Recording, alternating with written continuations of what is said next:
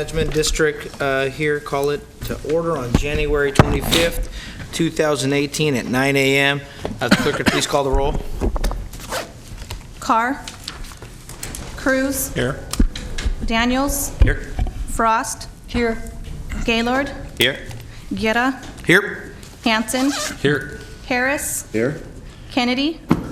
Lee. Here. Natoli. Peters. Here. Cerna.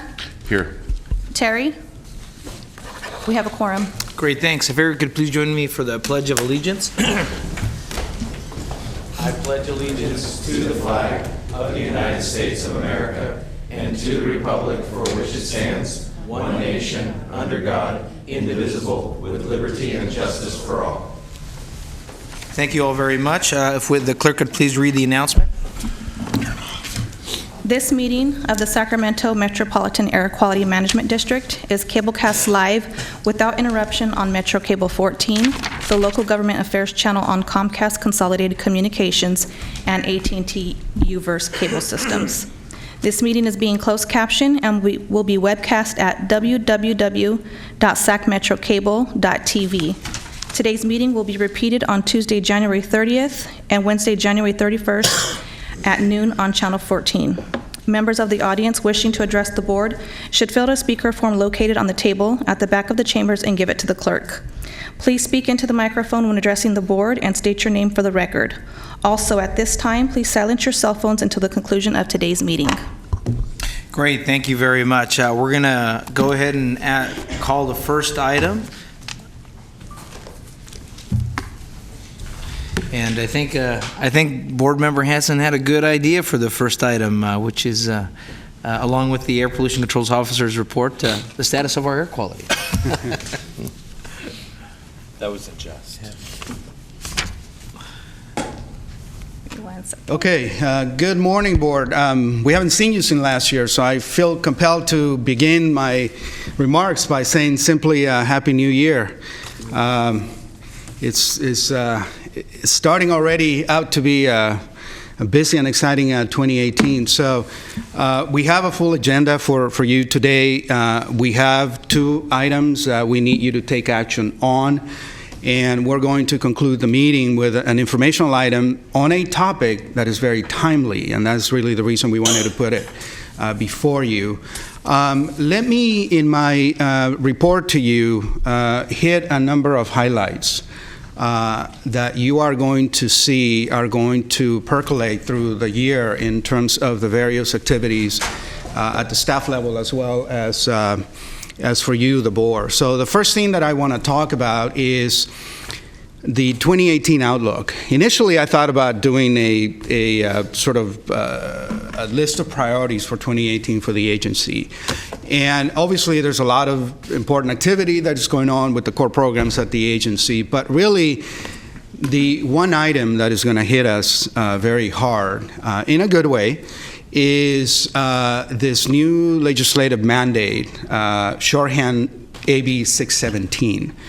And it's essentially new requirements that the state has adopted, and it's got multiple elements to this requirement. We're going to have to do more reporting on emissions, so we have to go back and examine our sources and understand them better than we have.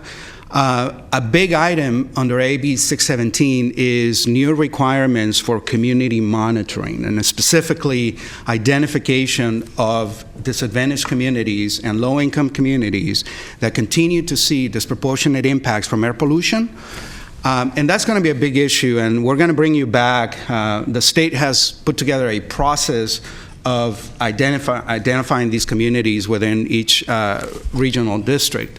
We're going to bring you back what we are going to be proposing to the board because we clearly need your input. This is all about using strategically and in a very deliberate way cap and trade funding so that we can mitigate excess impacts in our communities. And that is going to be a recurring theme that you're going to hear us talk about again, because as you've heard before, in terms of some of the cap and trade allocations, the Sacramento region didn't do as well as we think we should have done because we do have impacted communities. So that's going to be a theme that you're going to hear us talk about and make the connection about monitoring and understanding our communities and using the new funding that cap and trade is going to generate to help us reduce emissions and mitigate those impacts. It is going to impact the agency-wide across the board. Station Resources is going to have to do more work in terms of understanding the emissions and looking at toxic impacts, and we have a toxics item for you today.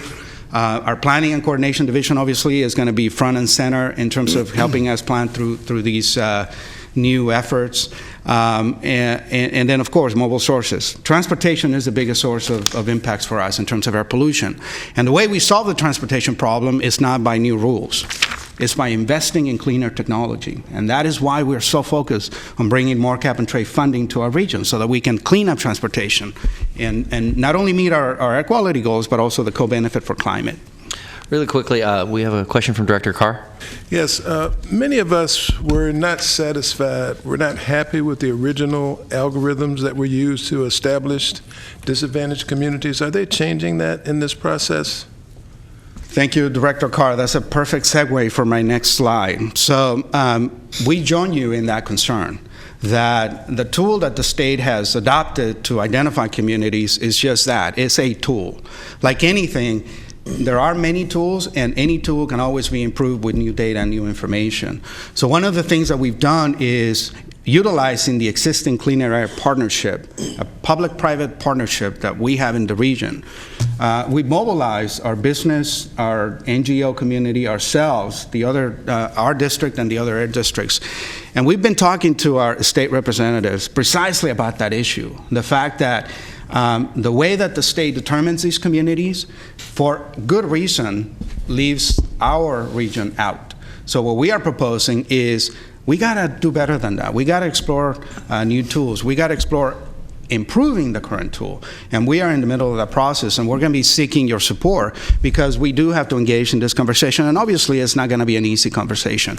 And in your packet, you've got the one-pager that the Clean Air Partnership, the CAP, and I'm going to be careful because we have several acronyms that are CAP, and they mean three different things, but the Clean Air Partnership is essentially the one that has mobilized this effort. And we've decided to hold a state summit. The key audience is our state representatives at the Capitol. And what we want to do is we want to have a conversation with our state representatives about how do we develop the playbook for the region so that we can do better in this next year of allocations of cap and trade funding. Can I interrupt real quick? Yeah, Director. Sorry. Thank you. Yep. So I just want to, before you go any further on the summit, I want to make sure that Director Carr does understand, though, what I think he's referencing is CalEnviro Yes. screen.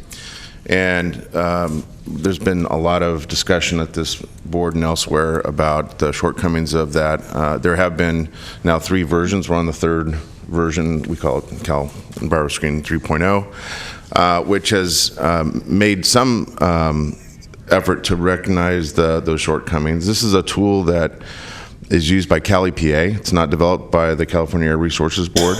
It's also a tool that's not solely just used for air quality purposes or greenhouse gas emission purposes in terms of how do we invest in disadvantaged communities. There are inputs into that GIS platform that include water quality, for instance. It has nothing to do with air quality. There are inputs that continue to more or less kind of rank or treat disadvantaged communities across the state with a eye towards how they're weighted. So, for instance, Meadowview in Sacramento is being compared still to Watts in LA, and that's why there continues to be some frustration, not just here in Sacramento, but other regions across the state, notably in the Bay Area, where we as local electeds that are very familiar with our constituencies and the history of economically challenged areas in the districts or the jurisdictions we represent, when they don't appear on that map, I, like you, get very frustrated and express our concern. I think this is going to continue to be an evolving platform. But certainly, as Alberto has pointed out, it's been part of the conversations that I and others with the Clean Air Partnership have had in recent days with our legislative contingent. Thank you, Director Serna. Very good explanation of the tool. And in your packet, you've got this one-pager. What I'm not going to show you in my slides is the back of this page. And it actually has a proposed alternative tool to CalEnviro Screen. And the whole point of us doing this is simply to highlight the fact that there are other ways to look at our communities. And we certainly wholeheartedly agree that, you as the elected officials for the region, we as the regional air district, we know our needs and communities better than certainly the state or their tool. We understand the need for it, but we should not stop there. We need to move forward. And frankly, again, that's why we're getting mobilized. The other advocating element that I need to make sure that I share with you and get your perspective if you have it is, as you all know, we have a very active Metro Chamber, and they are a key partner in what we are trying to accomplish. Planning for the State Legislative Summit is already well underway for March 13. I'm sure you guys many of you are plugged into that through other affiliations. But what I wanted to share with you is, when it comes to air quality, we landed on the following topics, and again, they're going to be very similar. The first thing that we and the Metro and the rest of the team that is part of this effort, we're going to be advocating again for more cap-and-trade funding so that we can solve our transportation emissions problems, so that we can improve mobility to put us on a more sustainable path forward. We want to ask for more flexibility, and again, this gets back to the point on CalEnviro Screen, that we need flexibility, and in particular, when the state issues investments, we need to have the ability to be nimble and flexible, and block grants or something like that is going to be a much more efficient way than the current solicitation process, and I'll talk a little bit about that in a minute. So we're advocating for that. Obviously, forests and forest health is going to be a big issue, not only for us, throughout the state, throughout the next cycle of legislative discussions. We also want to highlight that. The fourth bullet gets at the point that we just discussed, and this is the point that Supervisor Serna just made, that the tool that the investment decisions are primarily based on needs improvement, because particularly as it relates to our region. And then the final point that the Legislative Summit is going to be advocating in connection to air quality is wood stoves in our region and wood burning. The state has put together a pilot, very good initial program. We obviously want to move forward and do more than that. And speaking of burning, first of all, I want to thank you for your support, because as you know, this season was a really tough season for particle pollution. We hit records in terms of the number of days that we had to call for stage 2 no burn. We hit records in terms of the number of violations that we identify, in terms of the number of complaints. And you can see the numbers and the statistics. What I wanted to do here is simply to, one, thank you for your support, because we understand many times you guys are the ones that get the first calls from unhappy citizens. But what I want to leave you with is, this is a very critical rule for us if we are going to stay in attainment of the PM standard. It's touch and go. I have to be honest with you. It's touch and go. We're watching these numbers very closely, and we're still in attainment, but we need to maintain those levels of pollution in a controlled fashion, and this rule is going to be absolutely essential. We're moving ahead also on climate action plans, and here I simply wanted to highlight for you that just recently GALT was awarded a California Energy Commission planning grant to develop their climate action plan, and the district is happy and ready to step in and provide assistance. Last time we met in October, our staff gave you a very nice presentation in terms of why climate action plans are important, how they fit into the whole context of land use planning and CEQA. And we are certainly very pleased to see our jurisdictions stepping up and developing these plans. And certainly Director Cruz gets our acknowledgement, and we're ready to work with you and the city.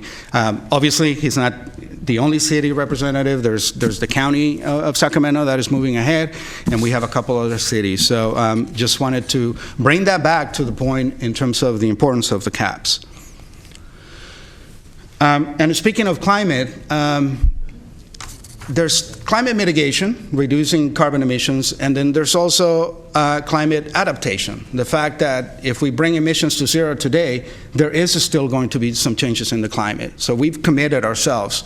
And the agency, thanks to the efforts of our staff, and specifically our climate expert, Shelley Jiang, was awarded an Caltrans SB1 climate adaptation plan, as you can see here.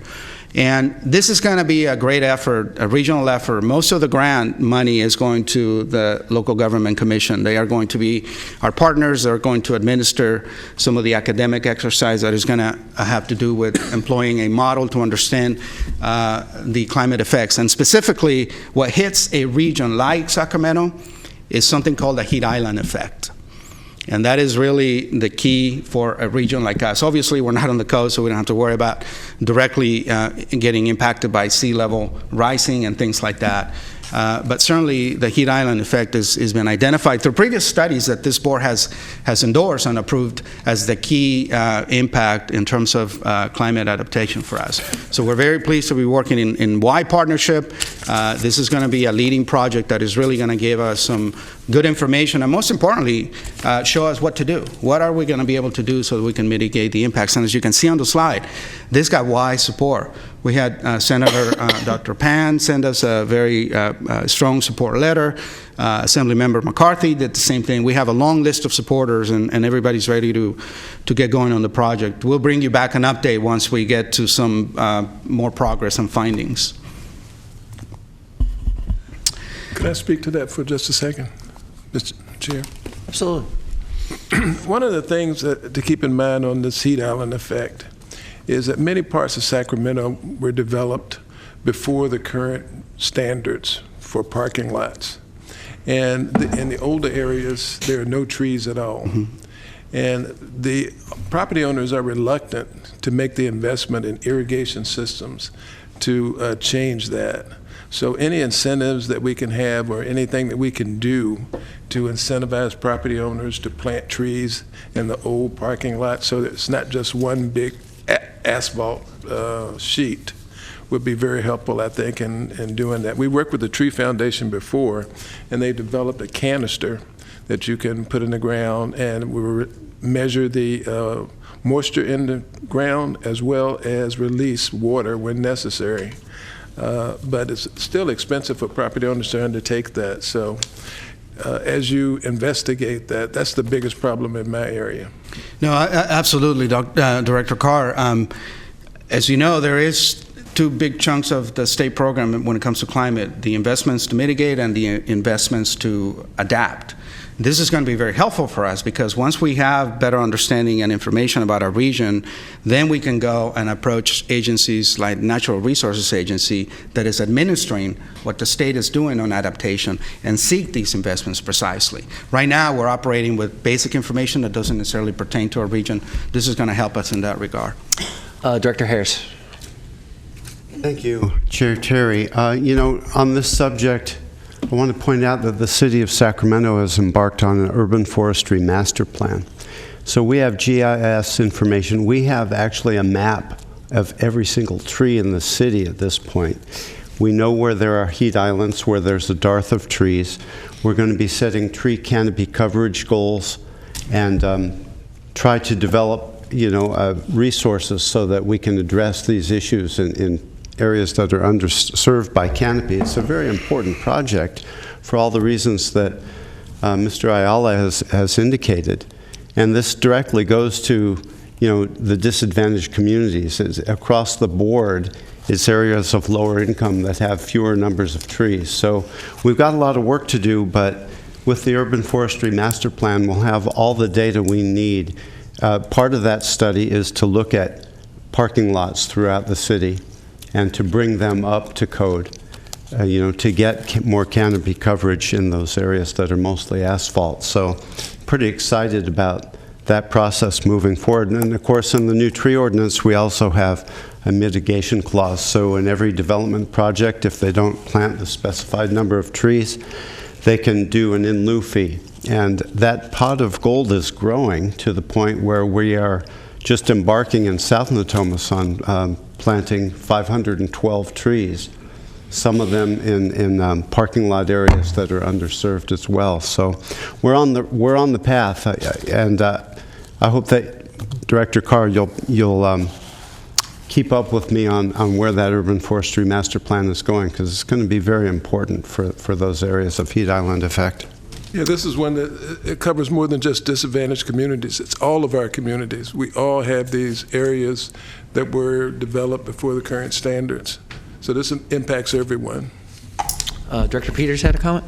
Yeah, thank you. The county, too, has a tree fund, and we use it to plant. And at one point in time, we ran out of places to plant trees, and so we dispersed it into other areas. But the main thing I wanted to say was in my district, anyway, where we have a lot of old shopping centers and a big sea of asphalt, what I find the biggest objection is for the owners to get water to the parking lot. And it's expensive, and if there's some way to fund that or part of it, it would be very helpful. Now, on Watt Avenue, there's a shopping center that was doing some rehab, and so the county jumped in and took water from the center median and brought it into the parking lot because they wouldn't pay for it. But that's something to think about for your list. Good. Very good comments. Thank you. So let me go down the list of items and switch gears and bring you a bit of not so good news. Right.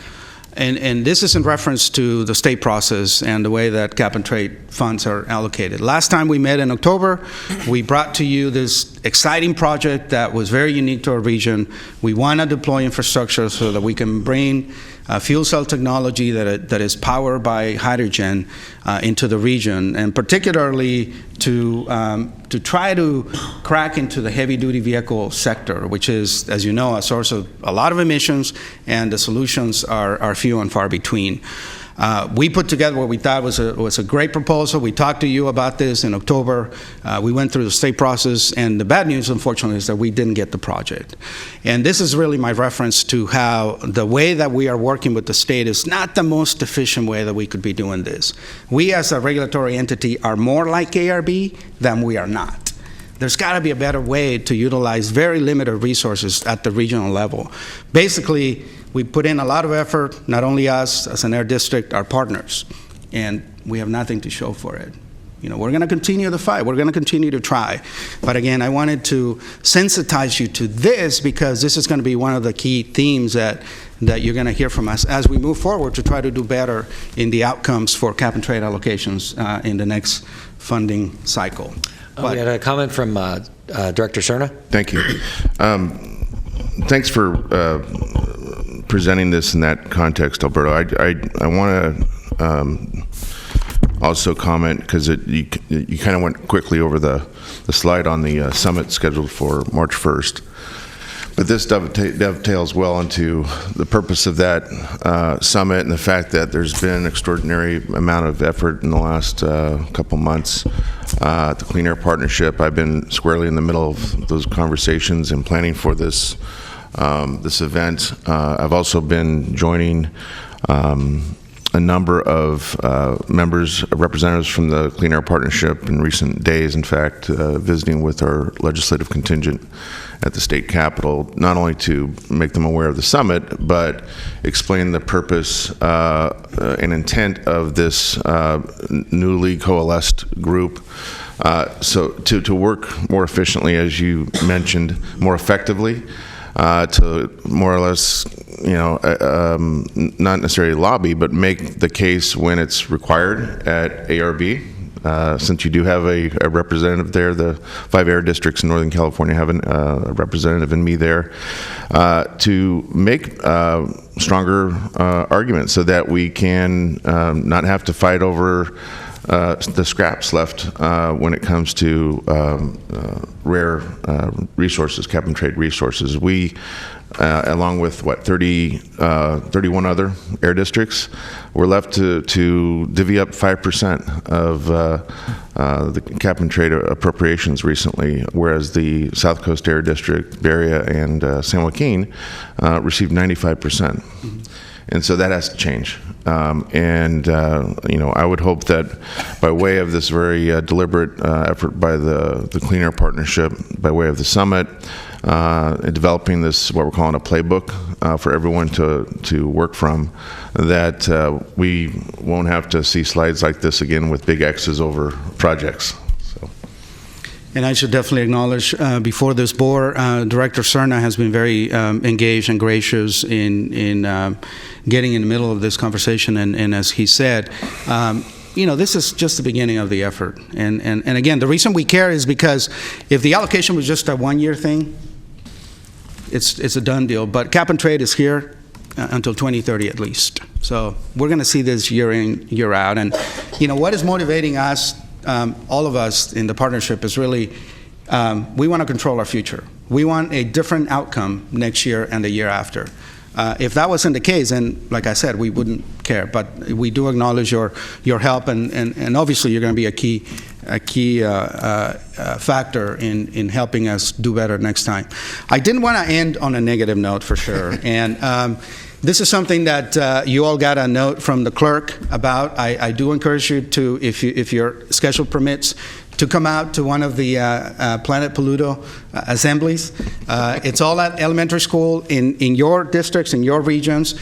I was very fortunate. Our communications office invited me and took me out to one of them. And it's one of those moments that you walk in and you see these kids and really get engaged into some fairly complex air quality topics, and it's just such a good reminder of why we do what we do. We're very fortunate that you as a board has had the vision to have programs like these.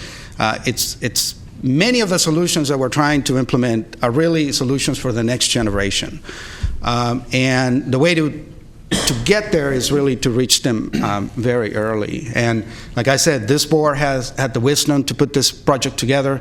It's very effective. I mean, you can tell that the kids do get engaged. And like I said, it surprised me how deep into air quality terminology they get, and they understand it. So if you get a chance, please do make it out to your elementary schools and join us for the, it's a quick assembly. It's 30-40 minutes, and it's really well received. I mean, the faculty welcomes us there and providing the support, and certainly the kids like to put a face to these, behind the scenes government types that are trying to protect their health. And so you were there. So looking at that picture, we're assuming you're in the suit? No?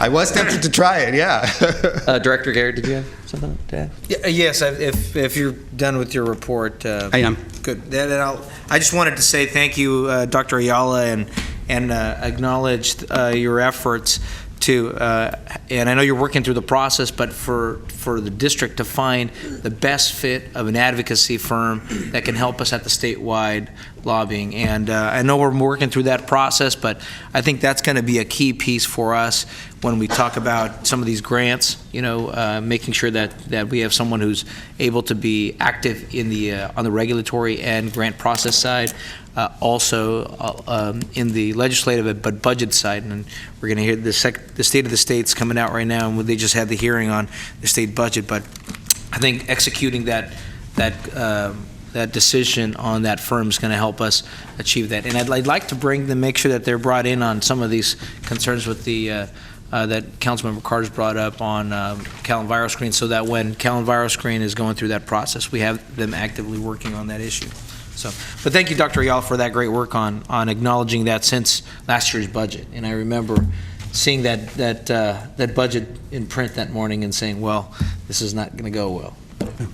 Thank you, Director Guerra, for pointing that out. So he's absolutely right. We've actually identified a new lobbying firm. We're going to bring you that contract next month for your meeting, for your consideration.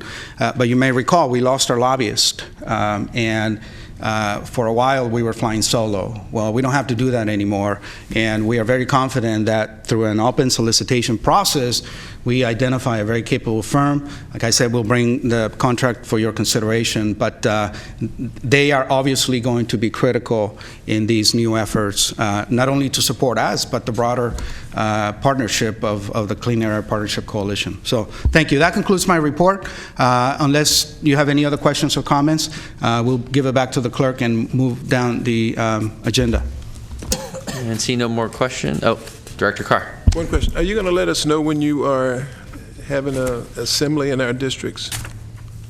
Absolutely. We'll look at our schedule, and obviously, we wish we could have one in each one of the districts. We'll do what we can and keep you posted. Absolutely.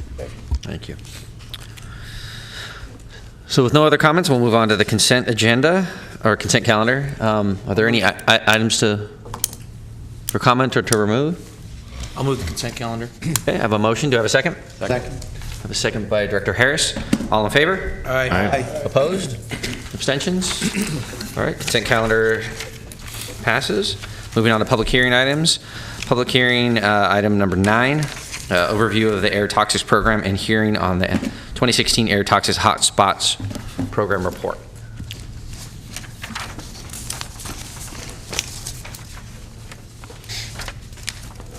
Good morning, Mr. Chair and members of the board. I have a PowerPoint presentation, and I need the clicker.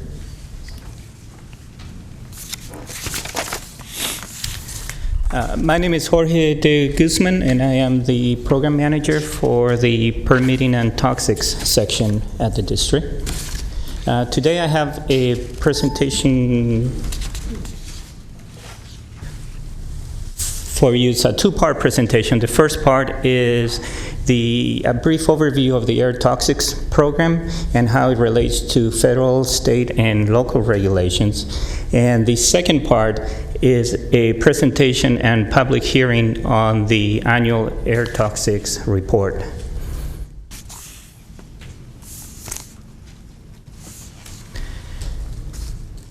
When we look at our permitting process, part of what we do is we have to make a compliance determination with all applicable local, state, and federal regulations. Some of those regulations on all three levels include toxics regulations. And these toxics regulations form the pillars of our toxics programs here at the district. The main regulation at the federal level are the national emission standards for hazardous air pollutants. And there's two parts to those. The first are health-based standards, and these are very difficult for EPA to get through because they have to make a determination that what they're proposing, if you go above that, it's not safe. If you're below it, it's safe. And it's been very controversial. So since 1970, only 7 substances have been able to be regulated through this process. So when the Clean Air Act was amended in 1990, Congress went on a different direction. It gave EPA 189 substances and said, go find out what source categories are emitting these substances, and then apply maximum achievable control technology to those source categories. That has been a much more successful program, and since 1990, more than 133 different source categories have been regulated under this process. The ones that we deal with the most commonly are engines, boilers, chrome platers, auto body shops, dry cleaners, and gas terminals. At the state level, we have a similar process. They're called air toxic control measures. The ones that I have highlighted here are the ones that we deal with on a regular basis. Another state requirement is that when we issue a permit to a source that's going to emit toxic substances, before we can finalize a permit, we have to do a public notice. We have to notify the parents of all the children that go to that school and any other school that's within a quarter mile of the source, and also all the addresses that are within 1,000 feet from the source. At the local level, when we have a new application for either a new or a modified piece of equipment, we have to make sure that they're complying with all the federal regulations, all the applicable state regulations, and also with our nuisance regulation. Our nuisance regulation says that no source can emit any type of air contaminant that endangers the health of a person. So we ensure compliance with this section through our health risk management program. We look at cancer and non-cancer risks. Cancer risk is the probability of a person developing cancer from being exposed to a pollutant for a lifetime. The non-cancer effects are pollutants that affect like organs, like or your respiratory system or your vision, your nervous system, things like that. And the way we look at those is we look at the concentration and compare it with the maximum safe level, and that's called the hazard index. If the hazard index is greater than 1, it means that the concentration is higher than the safe level. If it's less than 1, it means the concentration is lower than the safe level.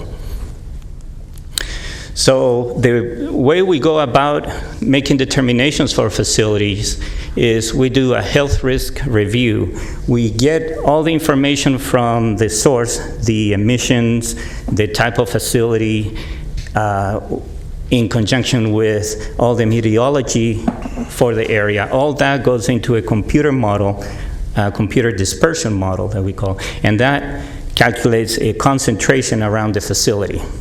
So we take that concentration and we use the guidelines from the Office of Environmental Health Hazard Assessment to determine what the cancer risk is as well as the non-cancer risks. And we take those numbers, compare them to our standards that were set in our risk management policy, and from there we determine if the project is acceptable or not. For cancer, if it's going to be greater than 1 in a million, in other words, the chances of getting cancer is greater than 1 chance in a million, we require the implementation of best available control technology. If it's going to be greater than 10 in 1 million, we generally don't approve the project. For the hazard index, if it's going to be greater than 1, in other words, if the concentration is going to be greater than the safe level, we don't approve the project.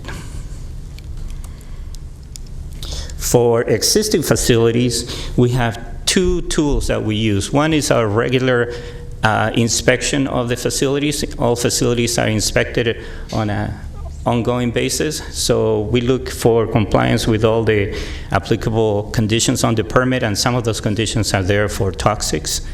And we also have the air toxics hotspots program. The hotspots program was enacted in 1987 as AB 2588 to assess the health impact from facilities, reduce the risk, and notify the public. And the public is notified in 2 ways. One is if they're being exposed to a high risk, they're notified by mail that such facility is exposing them to a risk that is higher than the threshold. That gives the facility an incentive to reduce emissions as a good neighbor.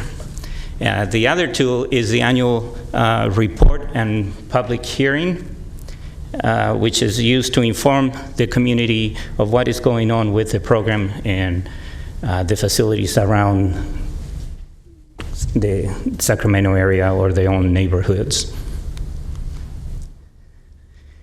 The state law also requires that the district board hold a public hearing to present a report and discuss the significance and content of the report.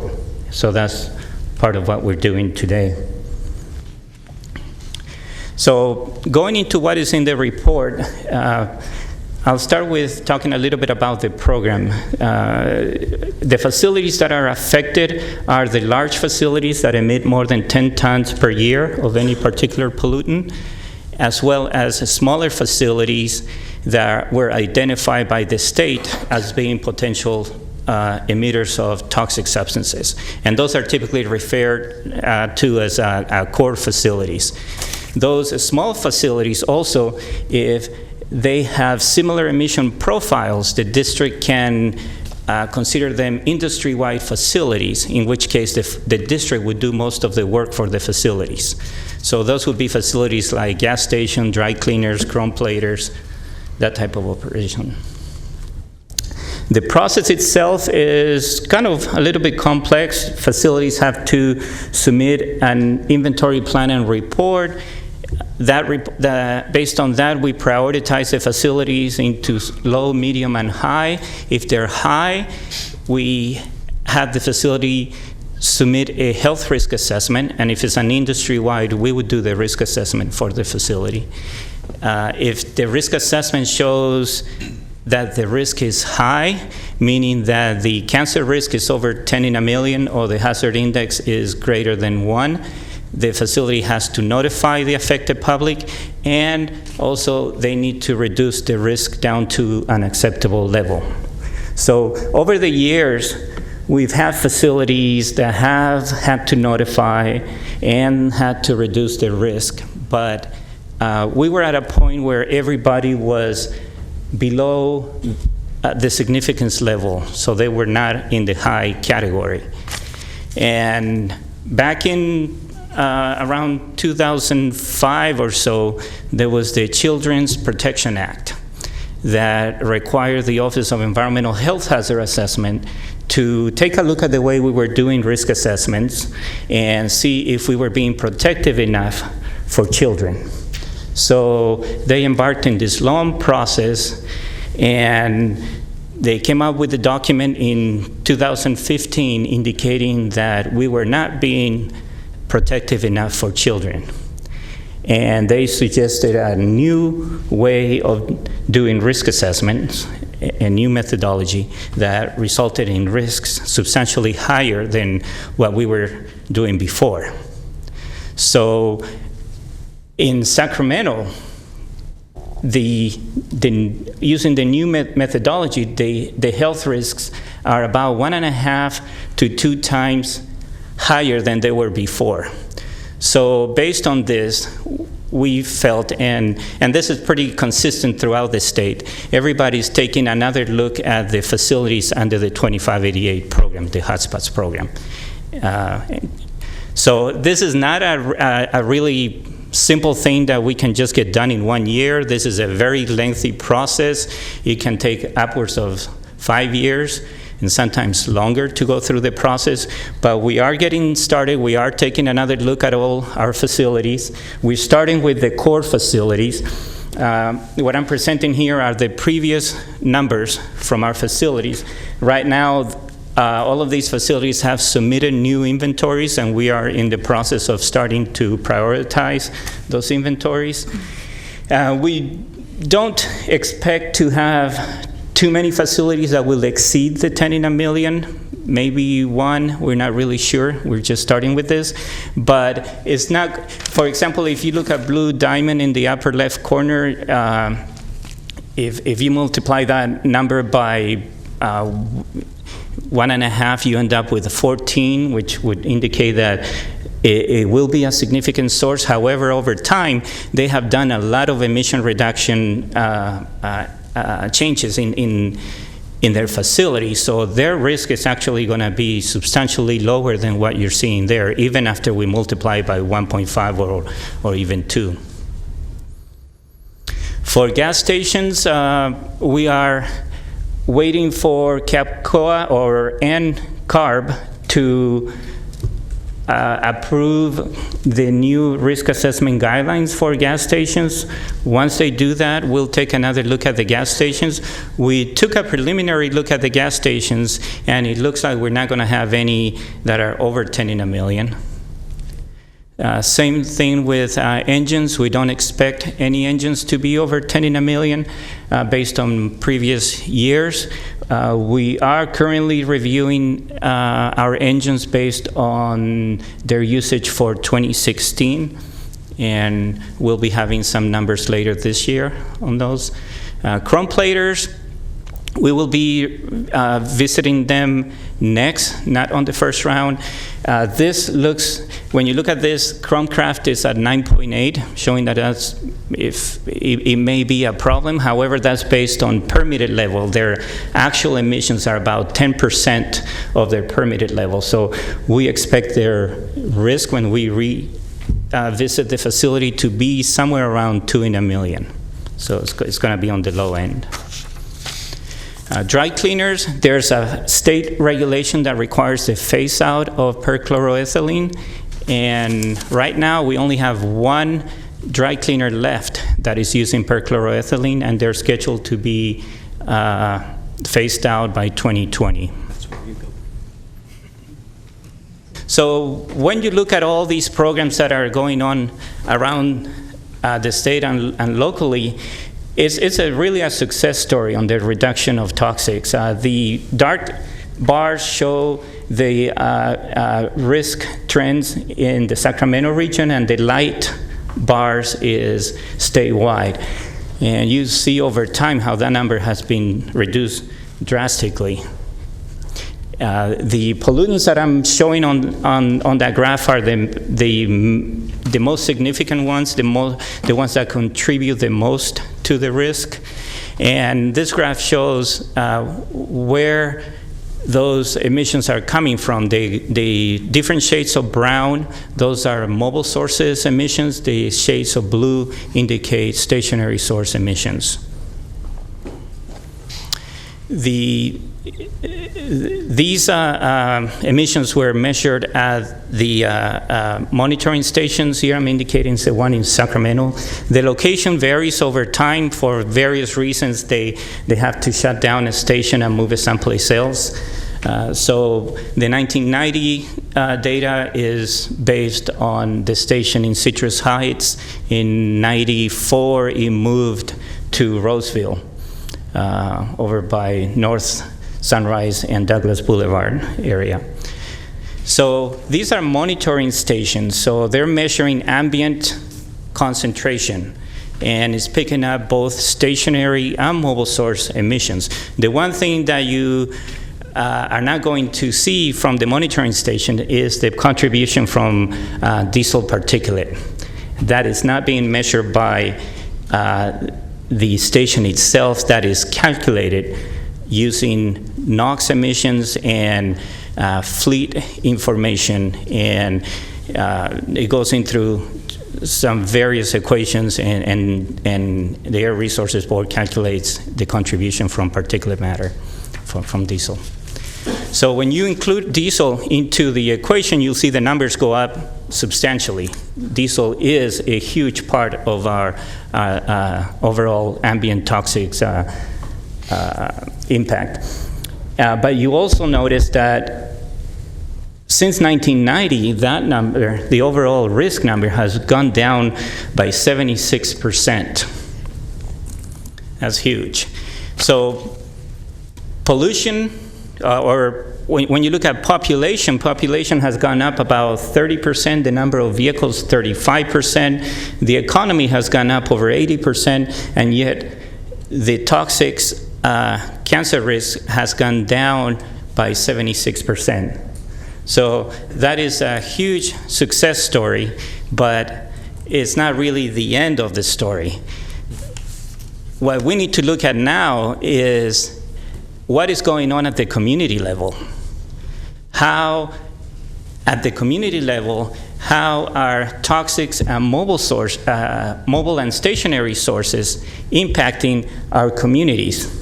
And what communities are being impacted the most, and what can we do to mitigate those impacts. And that's where we think that AB 617 is going to come in and bridge that gap that we have in our program.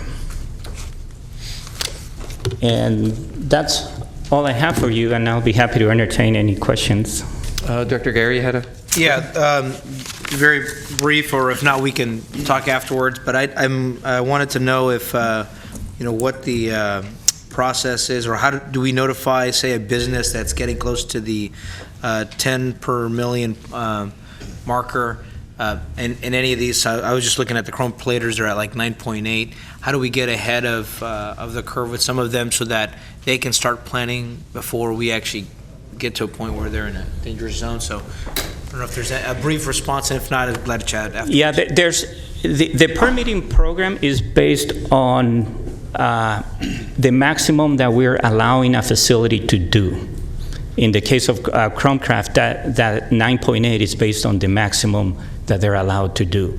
The hotspots program is based on what they're actually doing. I see, okay. So on the permitting process, we make sure that they're not going to exceed the 10 in a million, and then we use the 2588 or the hotspots program to see what is going on from year to year. The problem is that our toxics permitting program did not start until around 1990 or so. Right, so all the facilities that were permitted before that, we don't have a permitted level that will keep them under 10 in a million.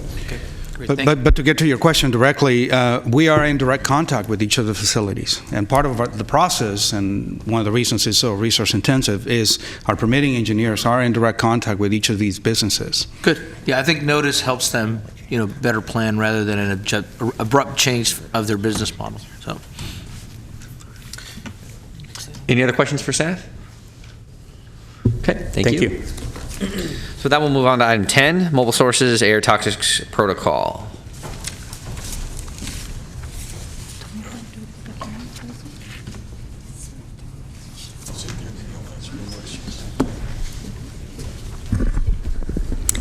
Good morning, Chair and members of the board. My name is Rachel DeBose, and I work in the CEQA and Land Use section.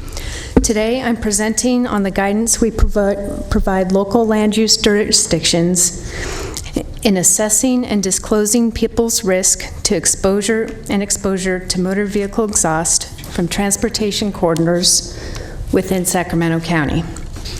I will refer to this guidance as the protocol throughout this presentation.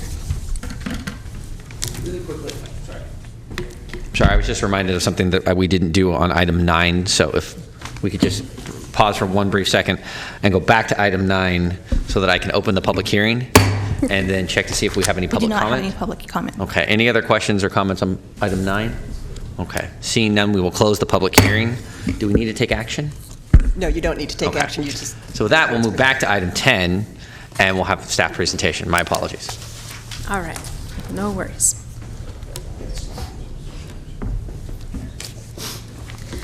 First, I'll talk about our existing protocol and explain why it needs to be updated. Then, I'll describe our proposed protocol. Finally, I'll ask that you approve the methodology behind it as amended and authorize the APCO to make minor amendments as appropriate to provide the best information possible to our local land use jurisdictions. As with stationary sources of toxic air contaminants, exposure to mobile sources can cause health problems over time, including cancer. With this knowledge, in 2007, the board endorsed the recommended protocol for evaluating the location of sensitive receptors adjacent to major roadways. This guidance document helps decision makers assess, disclose, and reduce risk for people living near freeways and major roadways in proposed land use developments in Sacramento County. By the way, we refer to people as receptors. Do they like that?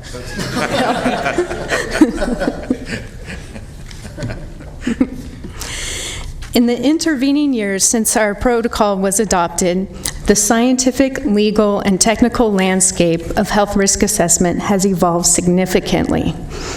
Notably, as Jorge just talked about, the state agency that sets standards for health risk assessments released new guidance that recognizes increased risk, especially for children. This changes the way we calculate cancer risk. Over the years, we've also received requests from land use and environmental planners for an online tool that maps out risk, as well as requests for information on the latest studies on exposure reduction measures. Now I'll describe the online tool that we're proposing. When you access the tool, you're first greeted with a zoomed-out view of Sacramento County with the freeways and heavily traveled major roadways highlighted. And for purposes of this tool, the major roadways include portions of Watt, Sunrise, and Hazel at Highway 50. Upon zooming in, the user is presented with a finely spaced grid of receptor points. Clicking on a point brings up a health risk table. Here we see cancer risk for diesel particulate matter. You can see in this example that the receptors being affected by pollution from Business 80, State Route 99, and Highway 50. You may note that their cancer risk from the railroad is 0. This is because we currently do not have data on locomotive traffic in Sacramento County. The information is considered proprietary. Currently, the user must input that data manually based on their own counts. On the dais, you will find an amended version of Attachment 1, which is the methodology for this tool.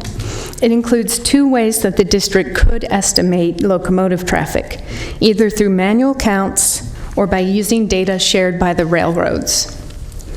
If the board approves the item as amended, we can add the rail data into the tool as it becomes available.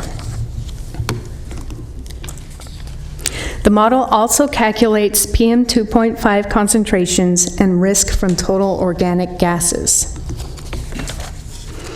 All of the data going into this model has already been publicly vetted and is commonly used by government agencies, including SACOG, the Federal Highway Administration, and the Air Resources Board. We will update the tool as new data becomes available, such as emission factors and revised health risk assessment methods. In addition to the online tool and its supporting guidance, we also provide detailed guidance on ways to reduce exposure to mobile source air toxics, such as site design, solid barriers like sound walls, tree plantings and their care, and enhanced home filtration. There are other risks from mobile source emissions in addition to cancer, such as low birth weight and heart disease. This tool does not calculate those additional risks because there are no approved state protocols for doing so. In addition, this is not an environmental justice tool. For example, it does not take into account social and economic stressors that can cause certain populations to be more susceptible to the harmful effects of air pollution. This is a disclosure and guidance tool only. Local jurisdictions retain all land use authority, including when exposure reduction measures may be appropriate. So this is staff's recommendation. We request that you approve the methodology for this protocol as amended, and that you authorize the APCO to make minor amendments as appropriate to continue providing the best possible information to our land use jurisdictions and other interested parties. That concludes my presentation, and I'm happy to take any questions or comments that you may have. Thank you. And so with that, we'll open the public hearing. Do we have any public comment? We do not have any item? public comment. Okay. Director Natoli? Yes, thank you, Mr. Chair. curious on the railway traffic counts. You talk about the two methodologies. How would it be that you would do manual counts? You would have an air quality maintenance district officer out counting trains at different times of the day or all day long? That's a question that we struggled with. We think the best way to do it would be to mount cameras at targeted locations and then have somebody review the video for the traffic counts. We could consult that out. Okay, and so when you say it's proprietary, is there no entity that the railroads report to relative to tonnage, to, I mean, obviously the movement of goods and, you know, who their customers are and so forth? I understand that from a proprietary basis, but Right. I assume that through Federal Rail Administration or some other entity, there must be somebody they have to answer to. Sure. The Air Resources Board has the answer. However, they are under contract with the Air Resources Board to keep that information private. It's proprietary, and we were not able to get it from the Air Resources Board. So how have those conversations gone? You know, how long is that agreement? And because again, for us to have to expend, if the information is available or the reporting to somebody, for us then to have to do a redundant effort, unless we choose to do that, doesn't make a lot of sense to me. But maybe that's the only way we can get it timely. Director Natoli, Paul Philly. The reason we're having this amended is because we've actually called the railroads directly, and after they finally got back to us, and they said that they could probably get us an agreement similar to what they have with ARB. What they currently do is they report gross tonnage per link to ARB, and then it gets spread out and atomized over the Sacramento Federal Non-Attainment Area, so that we have a railroad emission. But from this tool, we need to have it by link. And so it's a matter of trying to figure out a way so that we can report this data that doesn't give away their business secret. So if we can, the protocol as amended will allow us to do that and just use that information. If it becomes insurmountable, we would like a way to, we have a backup plan if we need to.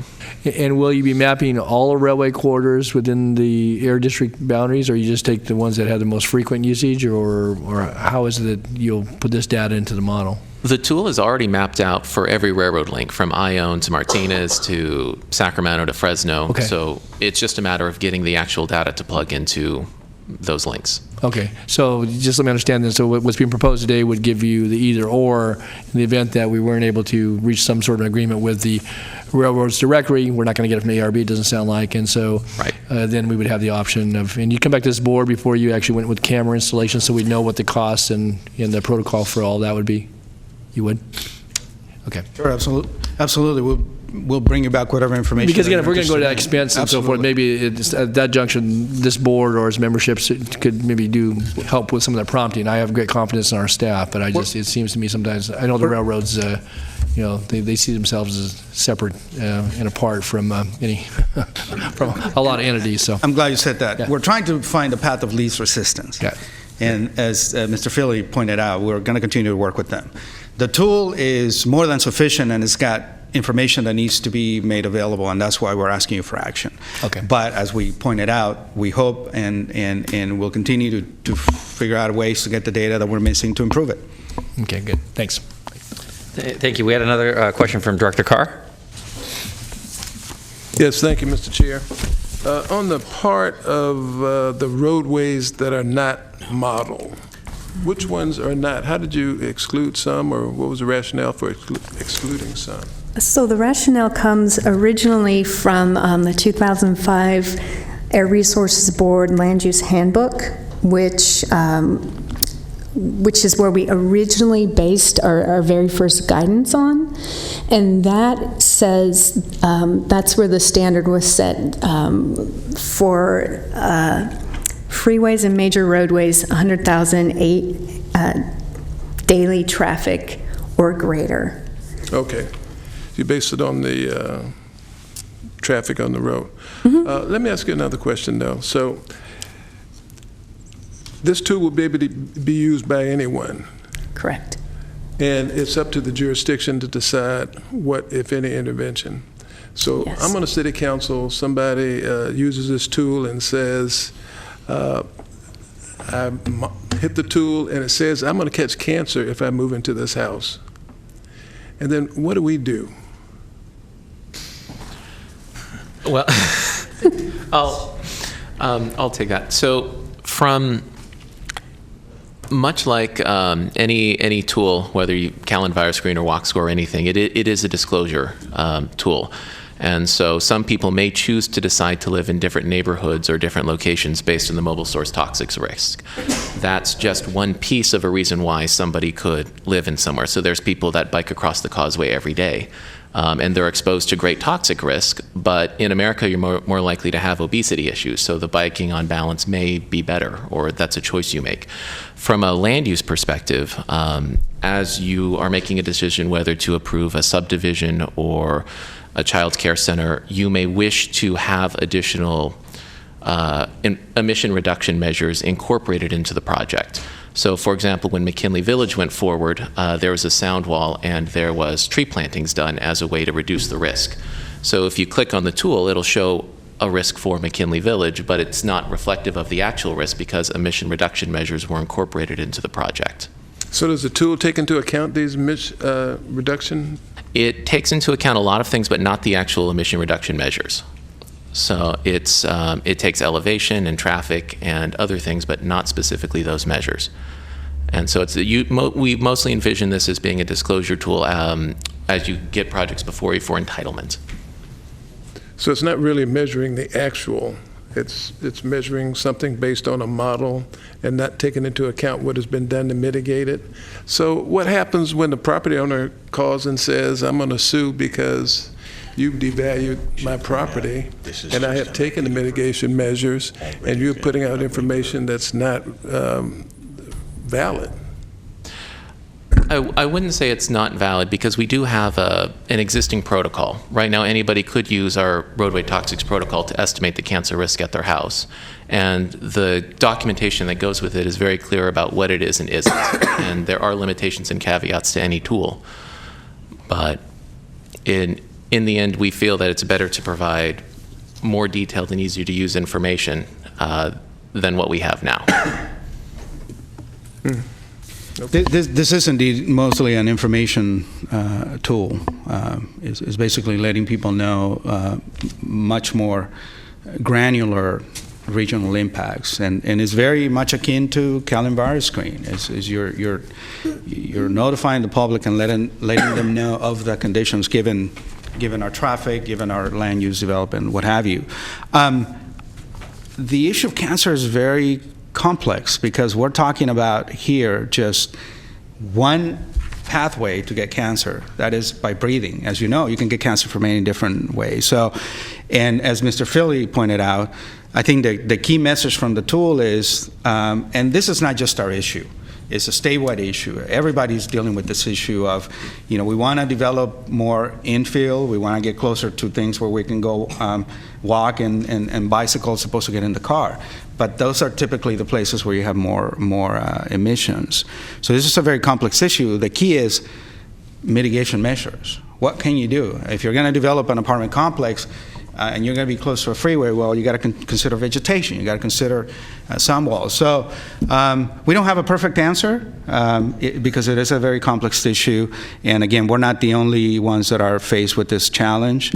But again, the tool itself, we think, is moving the needle in the right direction for your agencies, for our jurisdictions that need to know the information. Director Natoli? Yeah, just to follow on after hearing the questions from Director Carr and the responses, is there a way to preface, if someone enters the model, maybe it's already there, that explains that there may have been measures taken to help mitigate and or reduce risk, and that if you want to find out what those might be with regard to a specific project, obviously some of, much is pre-existing in that landscape and in your mapping, and so there may not be any information behind it. But for example, you used Paul relative to McKinley Village, but you could talk about lots of different developments where if there were measures taken by the land use entity, you may not know those, but you could reference them to check with local planning department and or other bodies, so that if they want to get some refinement of the information, to the point you made, Alberto, about kind of granular, is that you could seek more information if you want to make a more informed decision about where you live, where you bike to, where you work, what hours you want to go out, and all that. So I would think that nothing else, maybe some reference that would assist in people getting additional information if they chose to do that. Yeah, absolutely. We could do that when the user first accesses the tool. Also, when they first access the tool, there'll be a statement that says this is to be used in conjunction with the guidance document, and then it'll link to our website. I really like your idea. I think it's maybe really nice. some qualifiers that help people understand, and you can reference the document. That's maybe pretty lengthy, but there are other ways of seeking that out if they choose to do that. So thanks. Great. Other questions for staff? I think I already asked you. Do we have any public comment on this? We do not. Okay. So hearing none, we will close the public hearing. I'll entertain a motion. I'll move the item. So I have a motion. Do I have a second? Second. Second by Director Kennedy. All in favor? Aye. Opposed? No. We have one no, recorded by Director Carr. Abstentions? Okay, motion carries. Thank So you. with that, we'll move on to our discussion calendar and the State Cannabis Regulation and Local Impacts Report.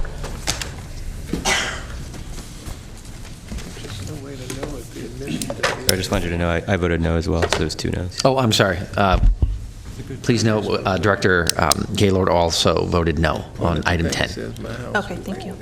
Cancer. I put in a filter, I put in the sound wall, how do you know if it worked? Okay. Good morning, Mr. Chair and members of the board. My name is Brian Krebs. I'm a program supervisor with the Air District, and I'm here to give an informational presentation on the state cannabis regulations and local impacts. As far as where I'm going to focus my discussion on are these 5 different bullet items. First, the scope of the emerging cannabis industry. Go on a little bit about the regulations that are governing this industry, our Air District authority, air quality issues, and Air District approach. As far as the scope of the cannabis industry, first of all, let me start by saying currently Sacramento City, or the City of Sacramento, is the only jurisdiction that is allowing the cannabis cultivation and manufacturing facilities. It's potentially, other jurisdictions may also approve it, but as of right now, it's just the city. As far as the what we know of the industry is that if you go to the city's website, you'll see, I believe 63, or at least as of a week or so ago, 63 facilities or companies that have actually applied for and have gone through some sort of public hearing for a conditional use permit. Of those 63, the website shows that 46 of them have already been approved. From conversations with city planners and others, we anticipate up to as many as 200 conditional use permits for cannabis cultivation, and potentially up to maybe 25 more for the manufacturing. And in addition to the city, there's also state licensing requirements. And going on their website, we've found, at least as of, again, a week or so ago, approximately 6 licenses that have been issued to companies in Sacramento County.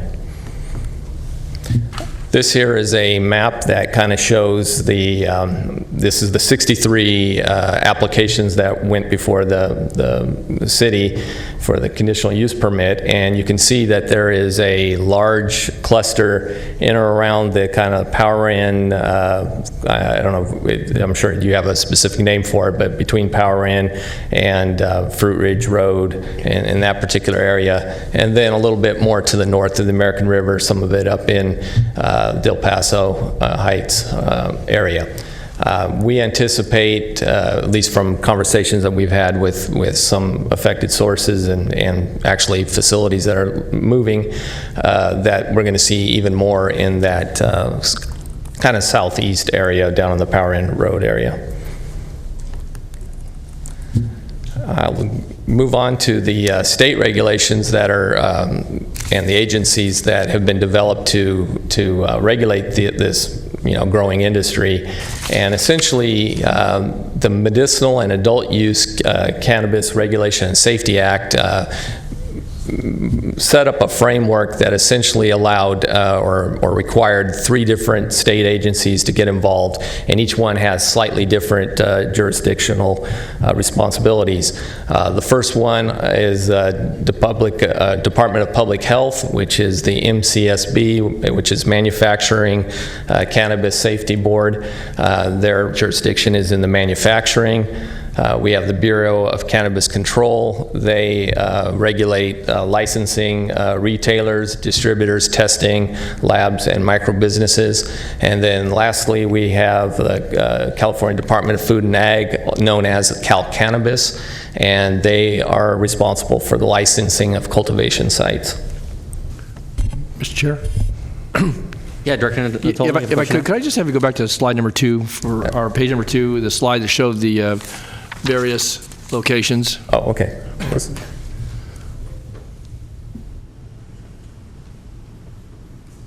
I was trying to make it out on the screen and looked at the handout. The one you show, it would be on the right hand of the screen, the one that's out at Fruit Ridge, beyond Watt Avenue. That's in the unincorporated area of the county. How that you show that as being a permitted facility? To be honest with you, that one, I mean, what we did was we mapped the addresses that we pulled off the city website. It either could be a mapping problem, or it could be that someone applied for it, and then that was one of the ones that may not have been approved because it might have been out of the Well, yeah, because zone. Fruit Ridge east of Watt is, or west of Watt is in the city, and there's a little segment as you come down Watt, south Watt, that there's a little city portion between Fruit Ridge and Elder Creek, but that far out is not, there are no permitted facilities, certainly within the unincorporated area. So I just wanted to be clear, I didn't know how that got on that map. Yeah, so. Again, it was just a mapping of the addresses, so it could have been a problem with that. All right, thank you. Next, I'd like to talk about the local regulations that are governing this industry. Again, being that it's within the City of Sacramento's jurisdiction, there are codes, sections, as well as city ordinances. I think the most pertinent areas that we are involved in and concerned with is in the first one, the code section. The city only allows cultivation in agricultural, commercial, and/or industrial zones. Secondly, and this is the big one, they are requiring it to be in a fully enclosed building, i.e. indoor cultivation, and that has some ramifications from an emission standpoint. They also require the facilities to not be within 600 feet of a school. There is no prohibition against being within any kind of distance setbacks from residents. Lastly, they have a city ordinance that prohibits the generation of odors that can be detected by a reasonable person. This gives you just kind of a little visual of what we talk about when we're talking about cultivation versus manufacturing. Cultivation obviously is the growing of the plants. The manufacturing is more of a processing step where they can make certain products or extract oils, that sort of thing. And to give you a better definition of it, these are definitions that are taken straight out of the regulations that govern them. And again, cultivation involves the planting, growing, harvesting, etc. Manufacturing is to compound, blend, extract, infuse. So again, it's pulling out a product.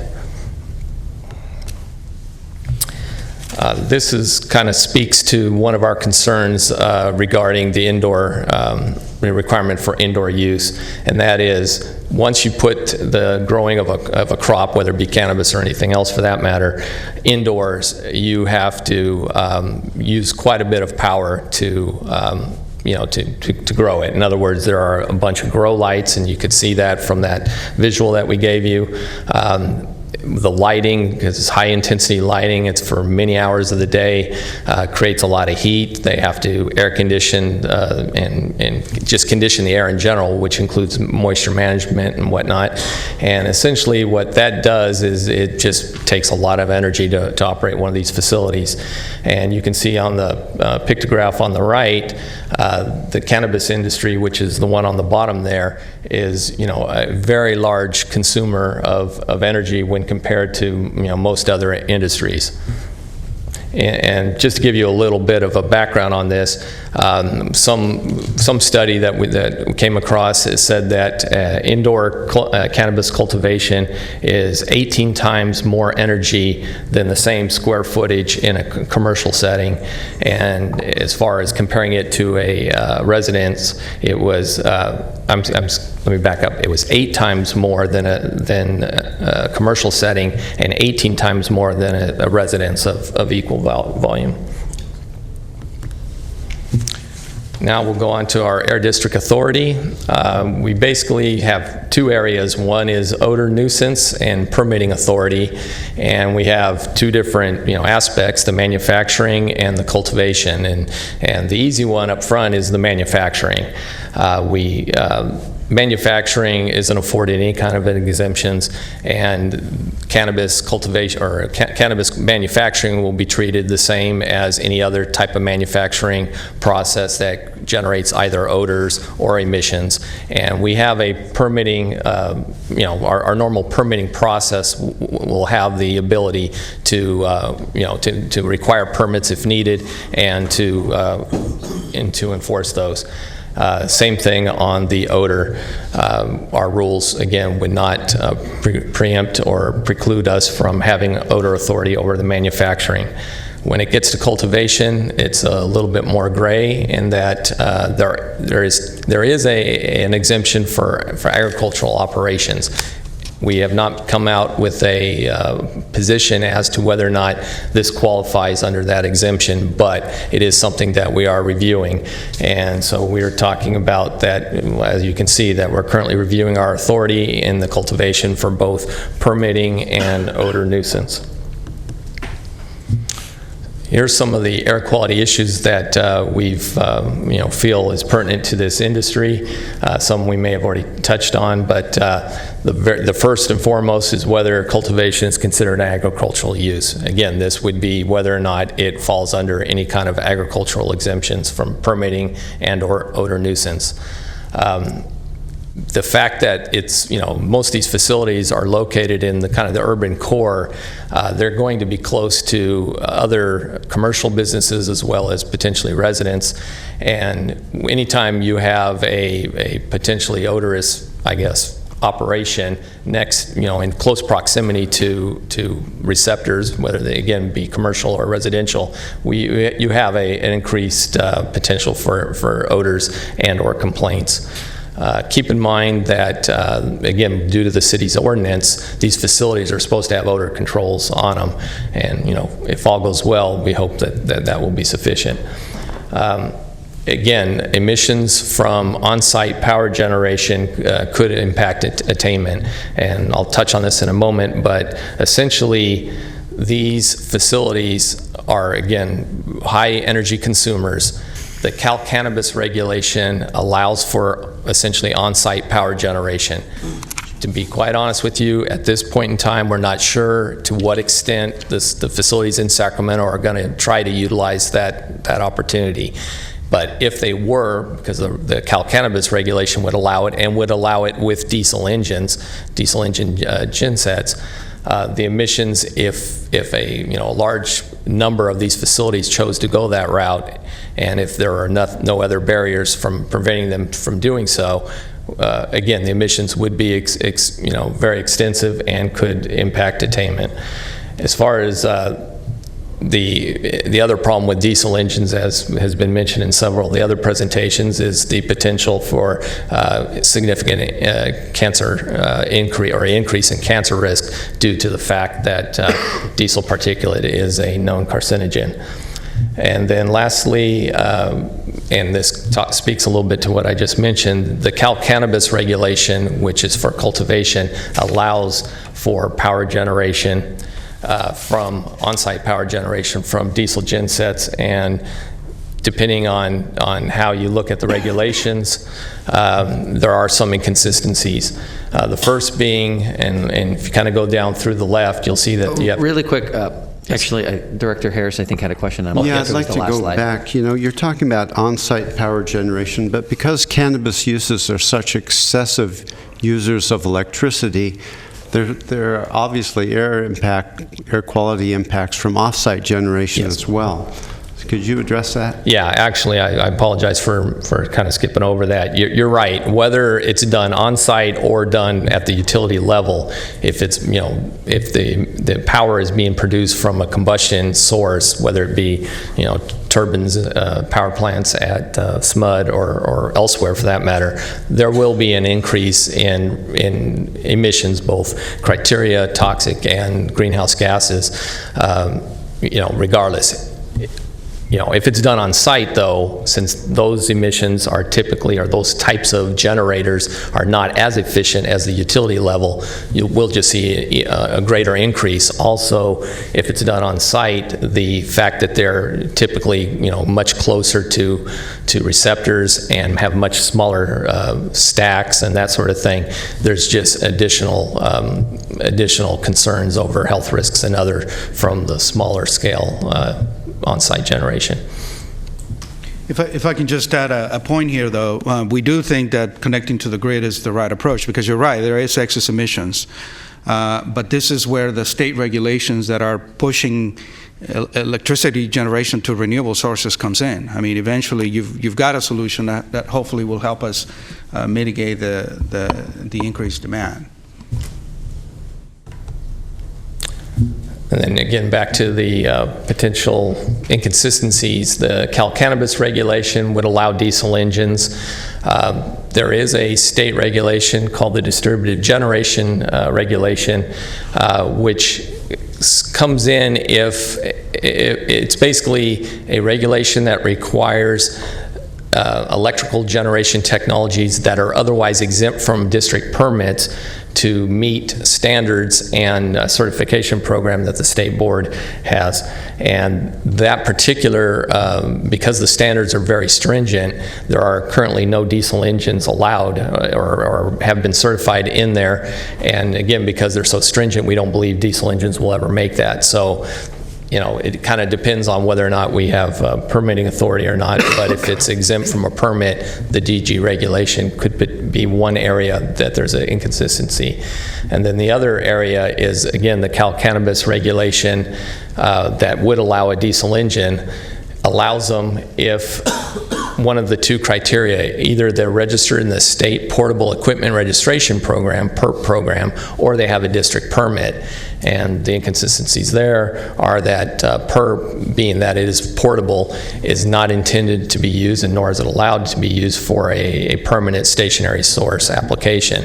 And then secondly, again, depending on if cultivation is determined to be an agricultural operation, then we would be exempt from permitting requirements, and therefore the two, I guess, foundations of what is allowed in the Cal Cannabis regulation could not be met. And then as far as air district approaches, we essentially have two, we're looking at a number of things, but as of right now, if cultivation is not an ag use, then the standard permitting process and odor nuisance authority applies. However, if it is considered an ag use, then because of the state law and our own permitting regulations, exemptions for that, we have two kind of approaches. One would be to actively require the compliance of the distributed generation standards. This would preclude the use of diesel generation, and that would then result in the cultivation sites either using utility power or using at a minimum DG certified equipment. And then in addition to that, or maybe in conjunction with that, we could potentially amend our Rule 201, which is our general permitting rule, to remove the permit exemption for agricultural operations. Specifically, only those, we would target just the area of power generation, not just general farming exemptions. And so in summary, this is a significant emerging industry in Sacramento County. Again, potentially up to 200 plus facilities. We're going to see, regional increase in power use, whether it's done at the utility level or at on-site. And as far as our position, we're currently under review as to the different options. This is, brand new to us and to the rest of the state. We are working with CAPCOA, the other, neighboring districts and throughout the state to find out exactly what positions they're taking and whatnot to try to come up with a uniform, policy that we could then implement. But as of right now, we have yet to really see a facility, and they may be in operation, but we haven't seen one. We don't know to what extent we're going to have issues with on-site power generation or with odors. But that concludes the presentation, so I'll try to answer any questions. Okay. Any questions for staff? Director Gare? Thank you very much for the presentation, Brian. A couple comments here. One, I do want to work with the Air District staff and our city staff on at least tightening up the issue of distributed generation and even just prohibiting diesel if that's going to cause more air quality issues. So I think I'd like to work with you guys to figure out how do we tighten that and communicate on those standards. The second piece, more so, I think it's important that the district and district council be as broad in its authority to try to have the maximum authority and look at what the state law and the current regulations and even Prop 64 have said, so that we can have as much authority whether or not it's considered ag. So I think that's kind of I believe the position we should, as a district, should be taking on this issue. Prop 64. One of the unfortunate parts of Prop 64 is that it did reduce the criminal penalties on the cultivation and enforcement of cannabis. Even though it did provide a legal pathway for that, the penalties for not following local ordinances are smaller, and because of it, you see. Two branches of folks who are heavily capitalized and are spending the money for the purchases of warehouse, industrial facilities, carbon scrubbers, doing retrofits to the buildings to follow all of the standards, and are creating basically a manufacturing facility like we would anywhere else who's producing carbon fiber lactate or whatever they do in the Powderhorn area. But then you have another branch of folks who are entering into the business and who I'll just consider the scofflaws. And they're going in not only in the industrial areas, but also in the residential areas. And if you look at the areas of both the city, the unincorporated South County, the city of Elk Grove, you have both illegal cultivation happening in the residential and industrial area, and also manufacturing. I do want to thank and credit Phil Cerna and the members of the Board of Supervisors that are here today for tackling and jumping on the issue of butane and trying to get a hold of this illegal manufacturing and the honey oil. But as the industry grows, and as we're seeing this, the area of manufacturing is going to be the area that most of the industry will continue to move towards, which means I think it's an area where the Air District needs to maintain its authority, both on odor control and on the permitting. So I want to be cognizant of our time here, because I know we're going to lose board members. But as we're moving through this discussion, this district has I think, an opportunity to assist the areas of our region that are being impacted by the illegal cultivation and manufacturing of cannabis, who are not following the air quality standards and would not follow these areas. So I think it's important for us to start looking at how does the Air District work in partnership with the Sheriff's Department, SacPD, and the DA's office to go after illegal cultivation and go after illegal manufacturing, and using the administrative process, because the penal code process has been reduced where the penalty is low.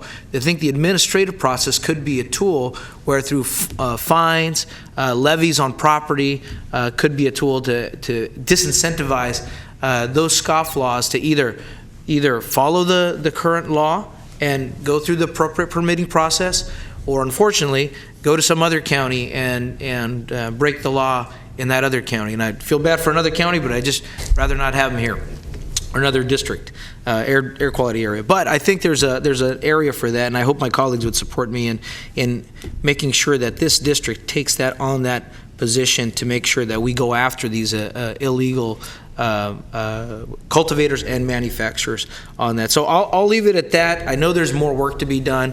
This is, I think, an area, again, where our advocacy team will be a huge help, so that they can start working with the state regulators as they start crafting the regulations to make sure that we can tighten up this issue on diesel and distributed energy.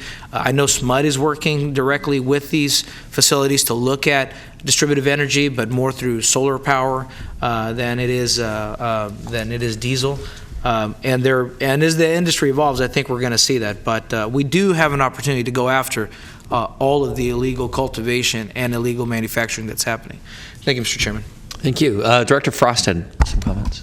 I was just going to ask if this is a topic that is part of the state legislative summit. Is this addressed in our agenda with the state legislative summit?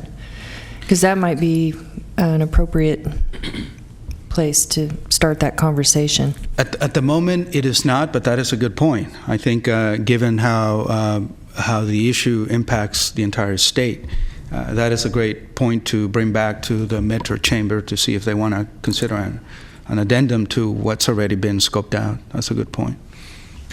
I think you might find of areas also, such as in Coachella or the Central Valley, where there's a huge growth in no pun intended, growth in cultivation interest.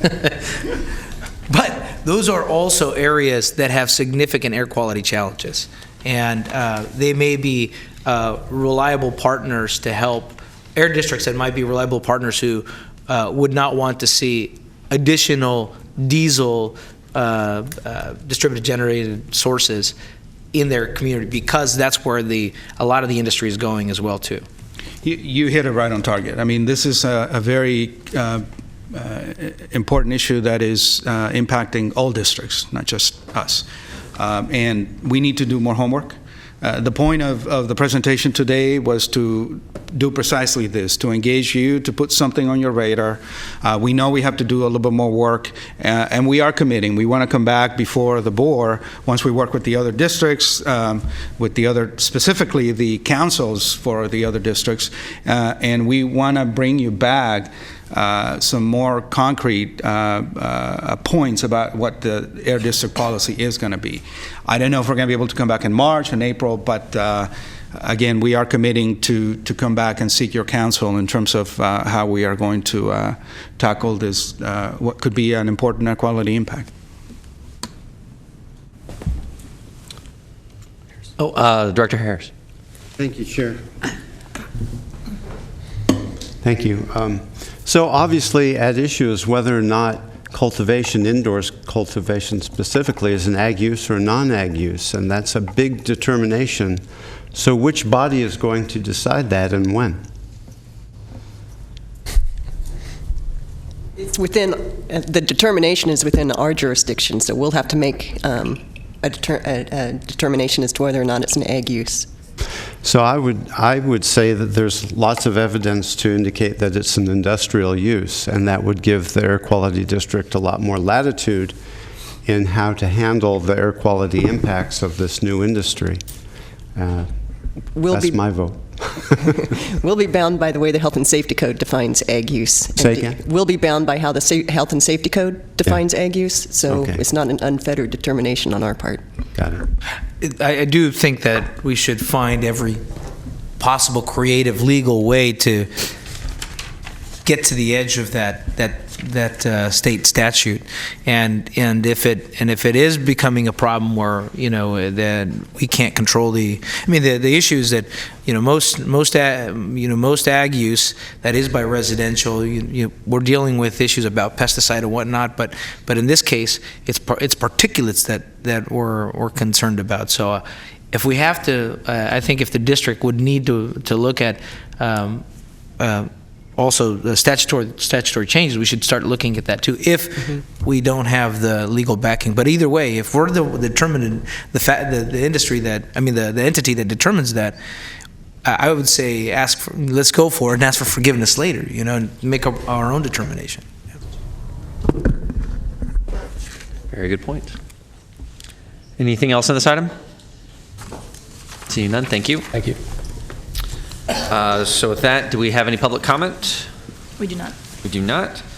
Board ideas or comments? No? Any announcements? With that, we will stand adjourned.